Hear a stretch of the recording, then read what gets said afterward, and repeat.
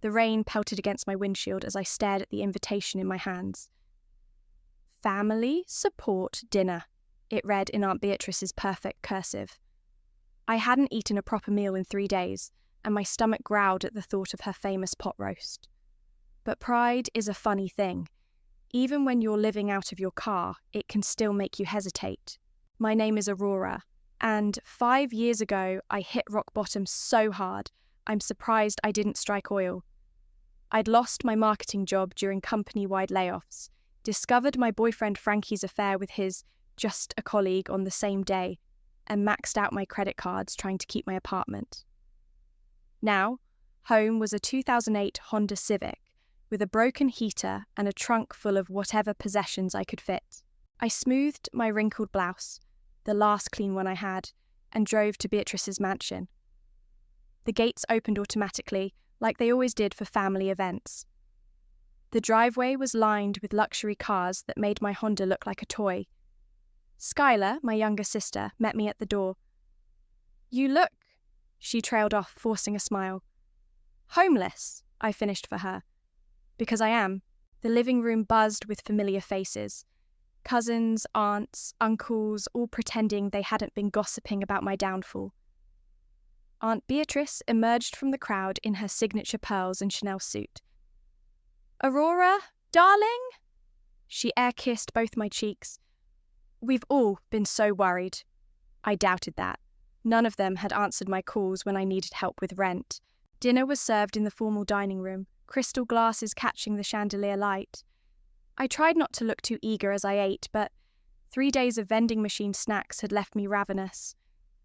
"So, Aurora," Beatrice's voice cut through the polite dinner chatter. "Have you thought about what you're going to do? You can't live in your car forever." "I'm applying for jobs," I said, keeping my voice steady. "I have some promising leads." "Leads?" She laughed, the sound like breaking glass. "Darling, let's be honest. You've always been unfocused, jumping from dream to dream. And now, look where it's gotten you." The table fell silent. My fork froze halfway to my mouth. "I'm trying my best," I managed. "Your best?" Beatrice set down her wineglass. "Your best is a wasted life. No career, no relationship, no direction. You'll be begging us for crumbs before the year is out. Mark my words." I looked around the table. Skylar studied her plate. Uncle George suddenly found his napkin fascinating. Not one person spoke up. "I should go," I said quietly, standing up. "Oh, don't be dramatic," Beatrice sighed. "This is tough love, dear. Someone needs to tell you the truth." I walked out without another word, ignoring their calls. The rain had gotten heavier, but I barely felt it as I stood by my car, my home. My phone buzzed, a text from Skylar. "She means well. Come back inside." I turned off my phone and got into the driver's seat. The leather was cold and damp, but it felt safer than that warm dining room full of sharks in designer clothes. Looking at my reflection in the rearview mirror, I made a promise to myself. Not a dramatic oath of vengeance, but something quieter and more dangerous. I would rebuild myself so completely that they wouldn't recognize me when I rose. Not for revenge, but for vindication. That was the night I stopped asking for love and started building legacy. I didn't know it then, but Aunt Beatrice had given me something priceless with her cruelty. She'd given me fire. I started the engine, the familiar sputter a reminder of everything I'd lost. But as I drove away from that mansion, I felt something shift inside me. They thought I was a wasted life. Fine, I'd show them what waste could become. The rain kept falling, but I wasn't crying anymore.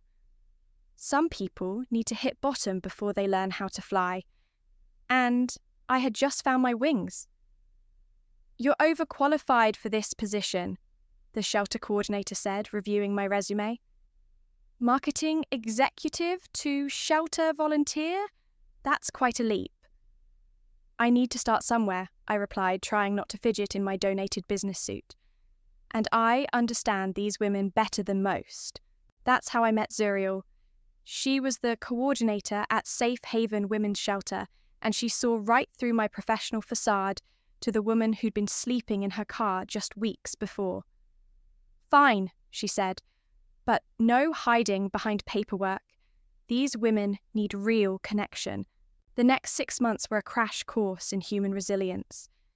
Between my day job as a barista and night shifts at the shelter, I barely slept. But every woman's story lit something in me, a purpose I'd never felt in my cushy marketing career. One night, while helping a young woman named Quinn fill out job applications, something clicked. "I have all these degrees," Quinn whispered, "but 3 months in an abusive relationship destroyed my confidence. Now I can't even interview without panicking." I recognized that defeated look. It was the same one I'd seen in my rearview mirror that rainy night at Beatrice's. "What if we created a program?" I pitched to Zuriel later. Not just shelter and food, but real transformation, job training, therapy, professional development. Zuriel leaned back in her chair. "With what money?" I pulled out my laptop, opening a presentation I'd been working on. "I've been taking online courses in non-profit management. We could start small, use my marketing experience." "You're serious about this?" Zuriel interrupted, studying my face. "Dead serious. I'll work for free until we get funding." She smiled. "Then let's do it right." We named it Ashes to Action. Started in a tiny office above a laundromat, using my barista tips for supplies. Our first seminar had 3 attendees. The second had 7. By month 3, we needed a bigger space. Quinn became our first success story. She arrived in torn clothes, left in a business suit, heading to her first corporate job interview in 2 years. When she got the position, she cried in my arms. "I can't get to work," she admitted later. "The bus route takes 3 hours." I looked at my Honda Civic. Still running, still faithful. "Yes, you can." Her eyes widened when I handed her the keys. "Aurora, I can't." "That car kept me alive when I had nothing," I said. "Now it's your turn. Just promise you'll help someone else when you can." Word spread. Local news did a small feature. Then bigger outlets called. Donations trickled in, then flooded. Zuriel handled operations while I became the face of the foundation, sharing my story at fundraisers. "You're not just helping them survive," a reporter said after one event. "You're helping them thrive." I thought of Aunt Beatrice's words, "Wasted life." If only she could see how many lives that waste was transforming. The breakthrough came when a tech billionaire's wife attended our seminar. 2 weeks later, we received a $2 million grant. "Holy shit," Zuriel breathed, staring at the zeros in our account. "We can actually scale this." We moved proper offices, hired staff, created programs in 3 cities. Every success story felt like a brick in the wall I was building between my past and future. Then came the newspaper feature that changed everything. "From wasted life to women's champion," the headline read. My photo was on the front page of the business section, wearing a power suit that wasn't donated. My phone buzzed with a text from Skylar. "OMG sis, just saw the article. So proud of you. Let's catch up soon." I ignored it, just like I'd ignored the others. But later that night, alone in my new apartment, I pulled up the article again. The woman in the photo looked confident, successful, unbreakable, nothing like the girl who'd sat at Beatrice's table. "You'll be begging us for crumbs," she'd said. I smiled at my reflection in the window. I wasn't begging anymore. I was building an empire, brick by brick, woman by woman, and the foundation was only getting stronger. The first one to break was Skylar. She showed up at my office unannounced, clutching a coffee carrier and wearing her most apologetic smile. "Your secretary almost didn't let me in," she said, setting down the drinks. "You've got quite the fortress here." I kept typing on my laptop. "What do you want, Skylar?" Can't a sister just visit? When I didn't respond, she sighed. Look, I was awful that night at Beatrice's. I should have defended you. You should have, I agreed, finally looking up. But you didn't. She flinched. I was scared of her. You know how she is, how she's always been. But I'm so proud of what you've built here. Now that it's successful, the words came out sharper than I intended. That's not fair, she protested, but her cheeks flushed. I really am sorry, Aurora. Before I could respond, Zuriel knocked and entered. Sorry to interrupt, but Quinn's here with the quarterly impact reports. Send her in, I said, grateful for the escape. Skylar was just leaving. My sister stood smoothing her designer dress. Think about forgiving me, please? After she left, Zuriel raised an eyebrow. Family's crawling back, huh? Like rats to cheese, I muttered, opening my emails. They came in waves after that. Cousin Maria wanted to collaborate on her life coaching business. Uncle George suggested I speak at his country club. Even Frankie tried connecting on LinkedIn with a message about how he'd always believed in me.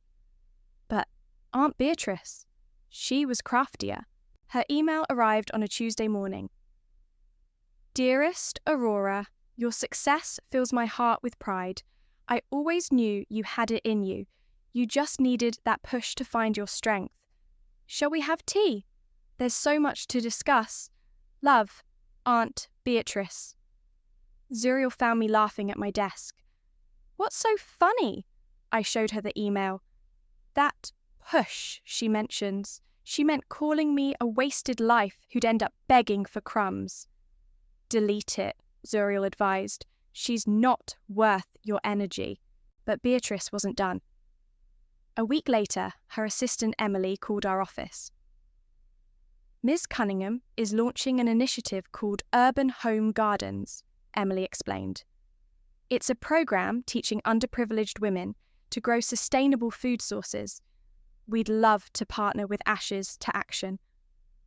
I could picture Beatrice orchestrating this, probably sipping champagne in her garden. The same garden where she'd hosted that devastating dinner. Send over the proposal, I said professionally. We'll review it. The document arrived an hour later. Glossy photos showed Beatrice in designer gardening clothes, posing with some potted plants. The budget request was for $500,000. She's got some nerve, Zuriel said, flipping through the pages. This isn't even a real program, it's a vanity project. I dropped the proposal in my shredder. She thinks I forgot. That evening, I had dinner with Quinn, now our program director. Your sister came by my department today, she mentioned, wanted to volunteer. And I told her we require all volunteers to complete sensitivity training and share their own vulnerability story. Quinn smiled. She left pretty quickly after that. My phone buzzed. Another family member trying to reconnect. This time it was my cousin's wife. Aurora! We're hosting a charity gala next month. Would you be interested in being our keynote speaker? Aunt Beatrice suggested you. Of course she did. Beatrice was trying to write herself into my success story, probably hoping to spin it as her tough love that motivated me. You know what's ironic? I said to Quinn. They think I'm more approachable now that I'm successful. But success built these walls. Are you going to let any of them in? I thought about Skylar's apology, about Beatrice's calculated moves, about all the years of silence when I needed them most. They're not trying to reconnect, I replied. They're trying to rebrand. There's a difference. My phone buzzed again. This time it was a text from Beatrice herself.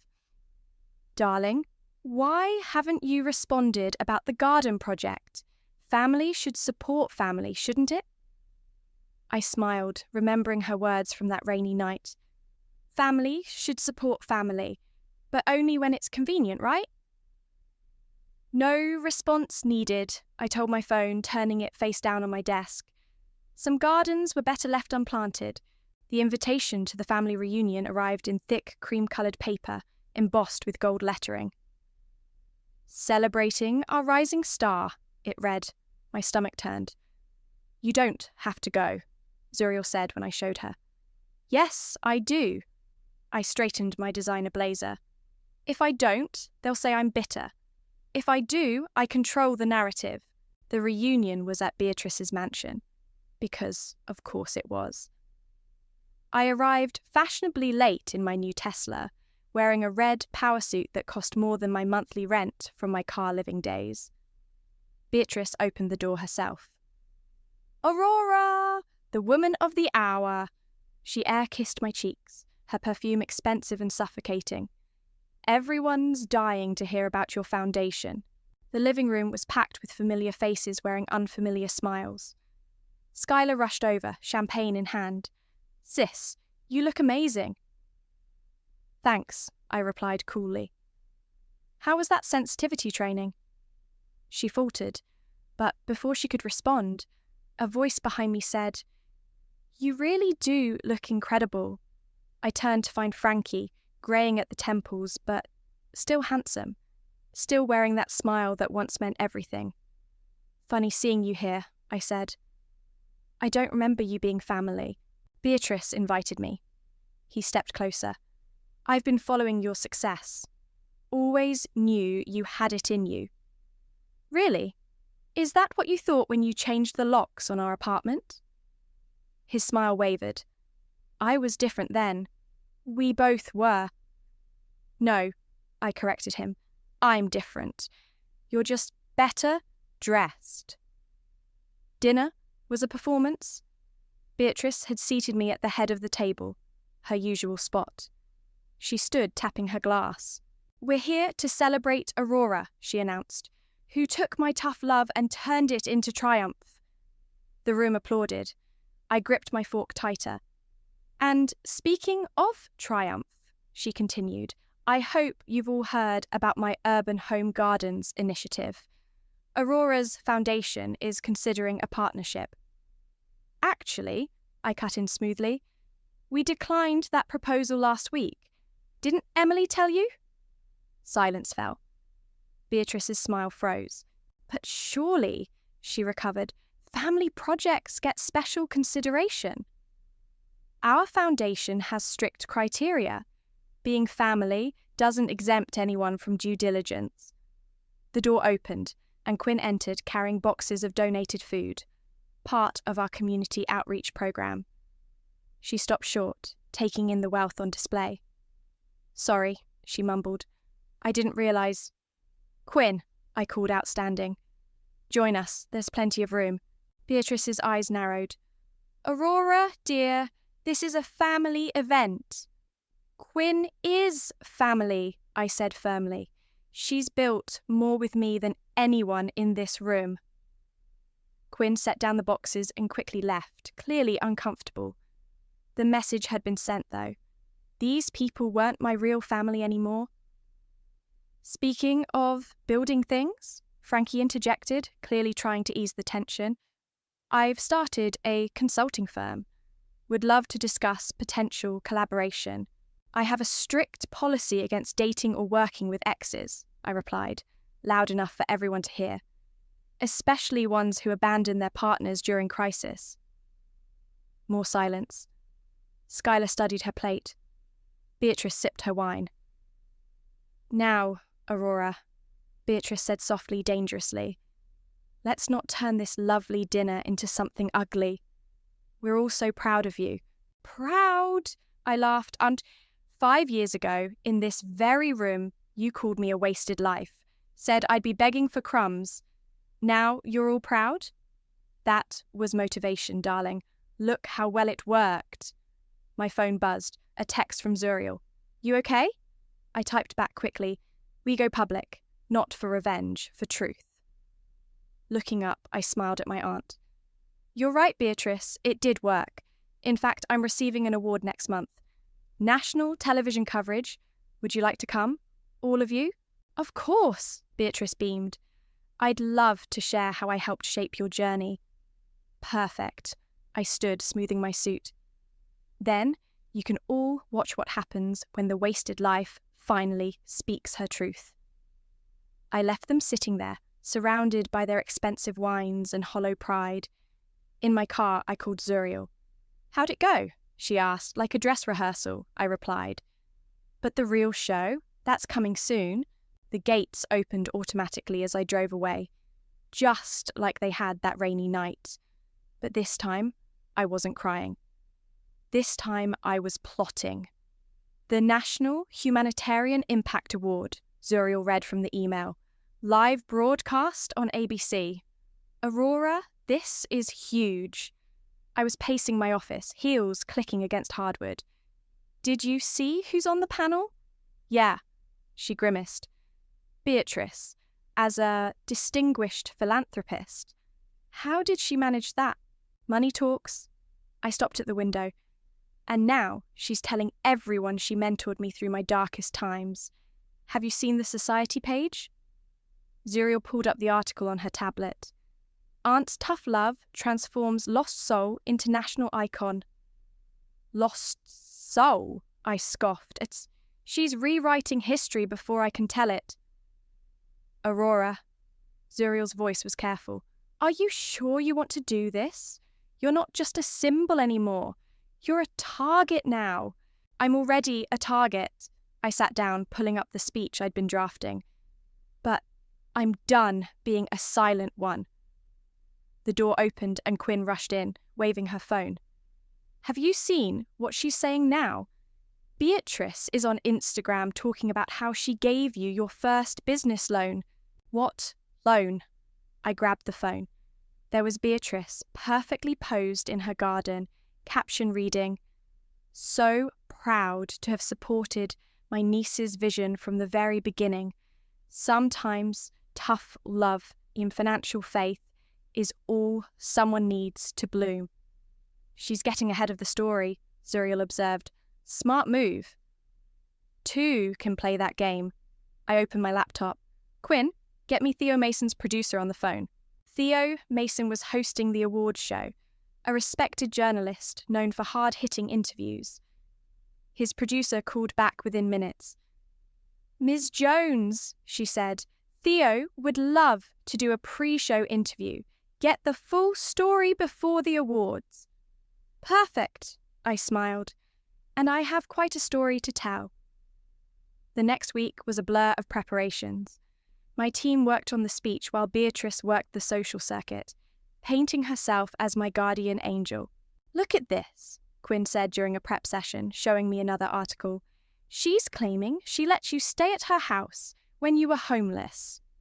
"Keep it," I said. "Every lie is ammunition." The night before the show, Zuriel found me in my office past midnight. "Can't sleep?" she asked. "Just finalizing the speech?"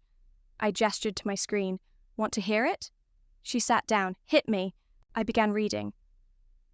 5 years ago, I sat at a table much like this one, surrounded by family but completely alone. That night, someone I trusted called me a wasted life. "Stop," Zuriel interrupted. "Aurora, this isn't just about Beatrice anymore. This is about every woman who's been told she's nothing, every person who's been kicked while they're down." "I know." "Then make it bigger than revenge. Make it revolution." I looked at my speech again. She was right. This wasn't just my story anymore. My phone buzzed. A text from Skylar. "Beatrice is rehearsing some speech about how she saved you. Please tell me you're not letting her get away with this." Another buzz. Frankie this time. "Hey, gorgeous, need a date for the awards? For old times' sake?" And finally, Beatrice herself. "Darling, let's coordinate our speeches. Family should present a united front." I turned off my phone and started rewriting. The sun was rising by the time I finished. "How's this?" I showed Zuriel the new version. She read it silently, then looked up with tears in her eyes. "This isn't just burning bridges. This is building new ones." That afternoon, as my team did final preparations, Quinn brought me a newspaper. The headline made me pause. "From homeless to humanitarian, The Aurora Jones story. They got one thing wrong, Quinn said.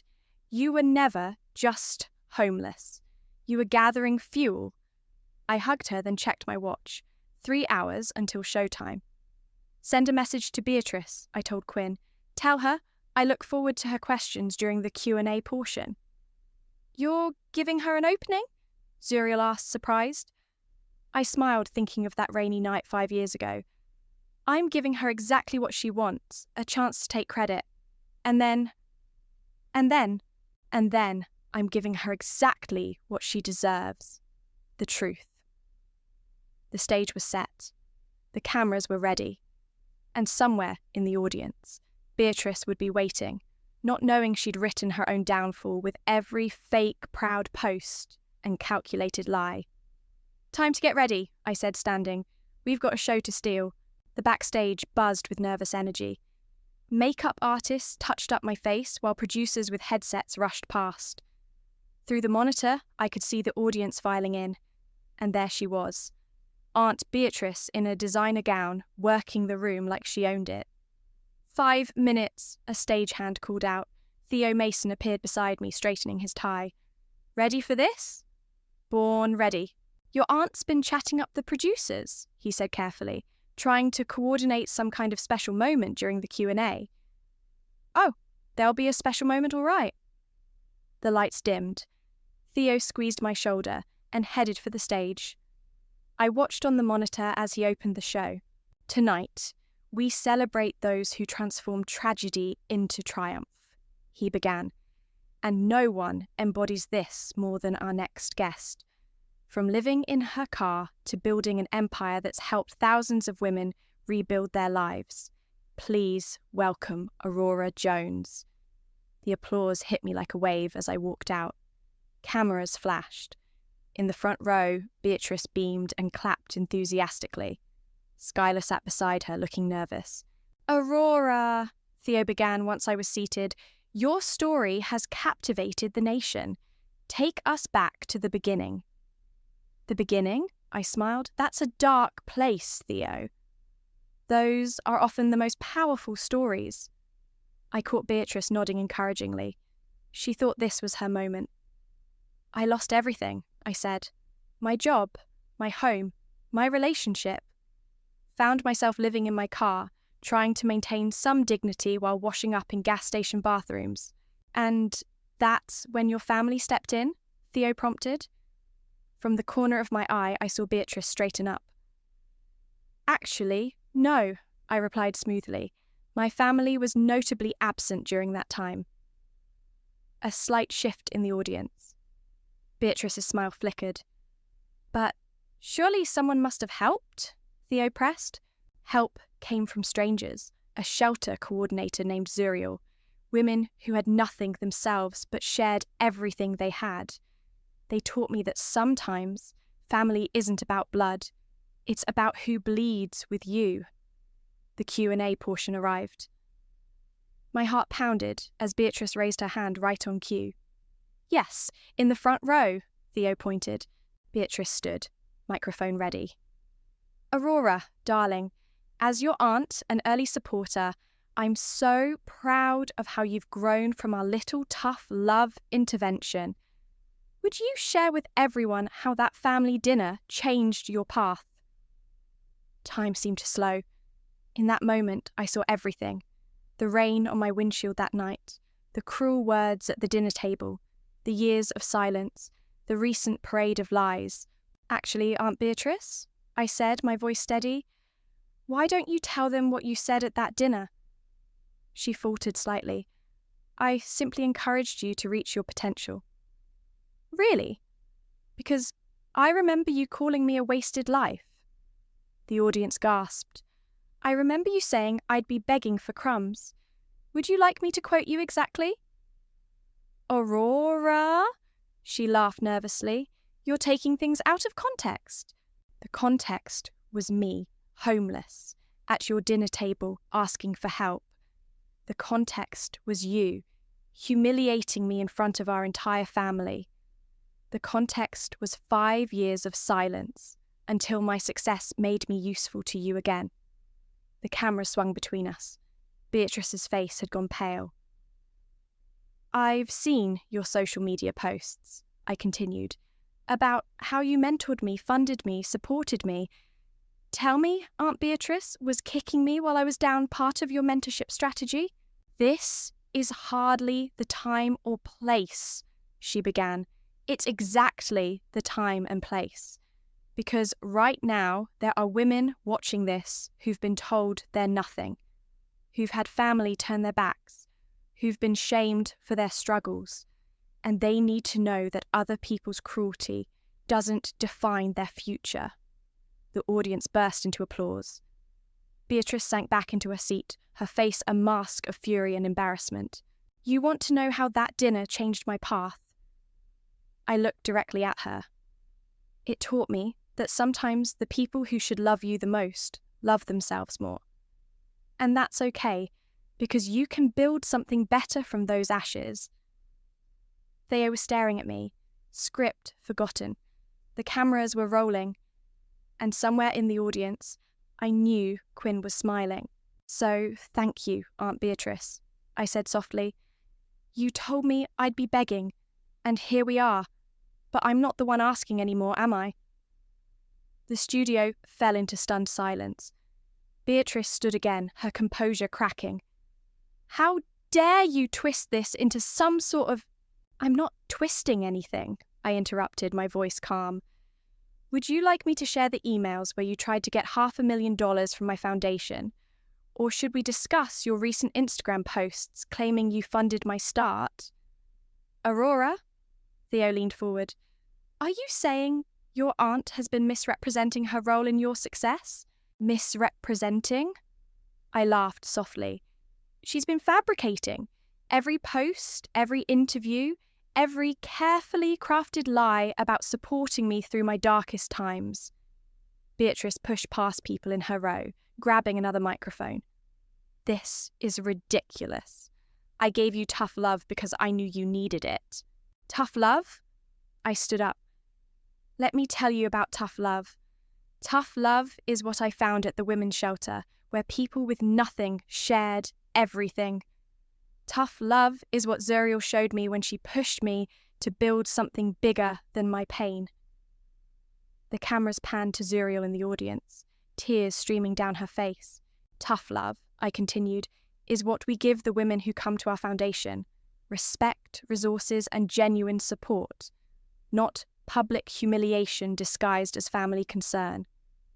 "You ungrateful—" Beatrice started, but her mic cut out. "Ms. Cunningham," Theo intervened, "perhaps you should—" "No! Let her speak," I said. "In fact, let's be completely honest. Tell everyone how you waited until I was successful before claiming any connection. Tell them about the garden project you tried to push through once you realised I had influence." Skylar stood up suddenly. "It's true," she called out. "Everything Aurora's saying is true. Beatrice, you've manipulated all of us for years." The audience murmured. Beatrice's face turned red. "You want to talk about waste?" I addressed the cameras directly. "Let's talk about wasting years trying to please toxic family.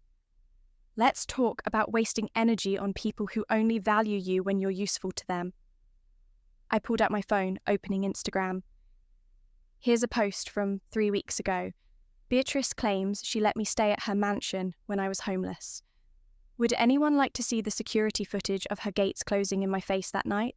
"That's enough," Beatrice shouted, but her voice shook. "No, it's not enough," I replied, "because this isn't just about you and me anymore. This is about every person who's been told they're worthless by someone who should have lifted them up." I turned to the audience. Success isn't just about proving people wrong. It's about proving yourself right. Every woman we've helped at Ashes to Action has taught me that. Quinn stood up from her seat. Then another woman. And another. Soon, dozens were standing, all graduates of our program. "You see these women?" I gestured to them. "They're not wasted lives. They're warriors. and none of them needed tough love to succeed. They needed real love, real support, real community. Beatrice tried to leave, but the cameras followed her. "Running away, Aunt Beatrice?" I called after her. "That's fine, but remember this moment the next time you try to claim credit for someone else's resilience." She stopped at the exit, turned around one last time. "You've made a powerful enemy tonight." "No," I smiled. "I've finally made peace with a past enemy. There's a difference." The audience erupted in applause. Theo stood up, visibly moved.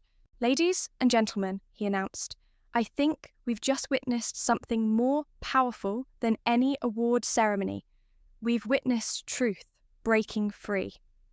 I took my seat again, hands steady, heart pounding. On the monitors, I could see my face. Calm, strong, unbreakable. Nothing like the woman who'd sat at that dinner table 5 years ago. "Aurora," Theo said softly, "what would you say to others out there facing their own Beatrices?" I'd say this: you're not a wasted life. You're not what they say you are. And sometimes the best revenge isn't getting even. It's getting better. The applause was deafening. In the front row, Skylar was crying. Near the exit, Beatrice had finally fled.